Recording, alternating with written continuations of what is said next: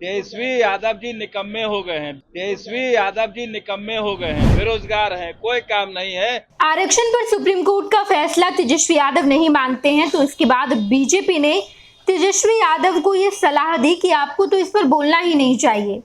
आपके माता पिता यानी कि लालू राबड़ी के राज में कितना भ्रष्टाचार हुआ, उस वक्त आप लोग आरक्षण की बात नहीं करते थे, लेकिन अब आप आरक्षण की बात करते हैं। आपके पूरे परिवार ने फायदा उठाया इसका, आपकी पूरा परिवार राजनीति में है, इसके अलावा आपने कुछ सोचा ही नहीं।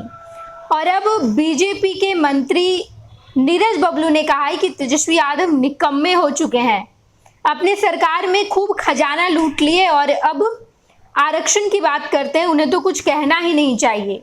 इसके अलावा नीरज बबलू ने कहा कि बीजेपी अब बेहतर काम कर रही है, लोगों के सहयोग के लिए बीजेपी के 2 मंत्री हमेशा कार्यालय में मौजूद रहेंगे। जन सेवा के लिए, लोगों की शिकायतें सुनने के लिए सोमवार से लेकर शनिवार तक तमाम मंत्रियों की उपस्थिति कार्यालय में होगी।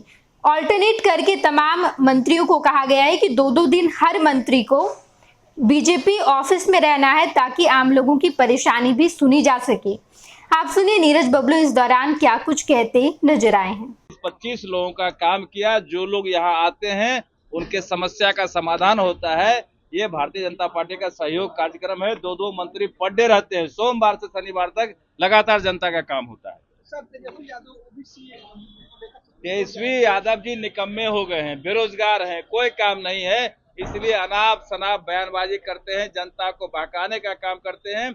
जिस समय सत्ता में थे उस समय खजाना को लूटने में लगे हुए थे, अब बेरोजगार है तो अनाप शनाप बयानबाजी करते हैं। धन्यवाद।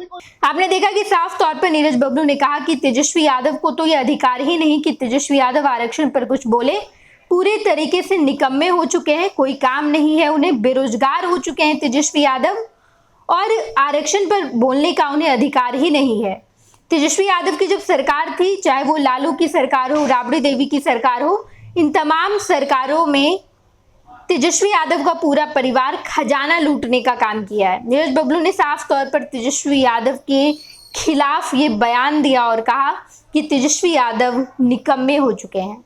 पैनोरमा ग्रुप, जो सोचता है वो करता है, आपके अपने सपनों का आशियाना।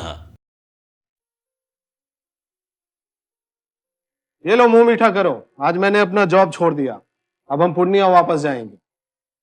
जॉब छोड़ दिया है? मतलब ये घर कैसे चलेगा, हम करेंगे क्या, और माँ बाबूजी क्या बोलेंगे? इसलिए मैं एक और मिठाई का डब्बा लाया, अपने बिजनेस के लिए लोन अप्रूव हो गया। अरे लोन अप्रूव हो गया वो तो ठीक है, लेकिन पूर्णिया में हम रहेंगे कहाँ? अपना घर भी तो नहीं है वहां। इसलिए तो एक और मिठाई का डब्बा अलग से लाया हूं, हमने पूर्णिया में घर ले लिया है, पूर्णिया के ई होम्स पैनोरमा में।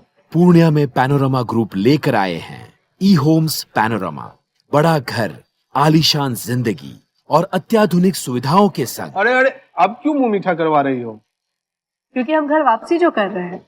घर वापसी की खुशी पूर्णिया में ई होम्स पैनोरमा के संग।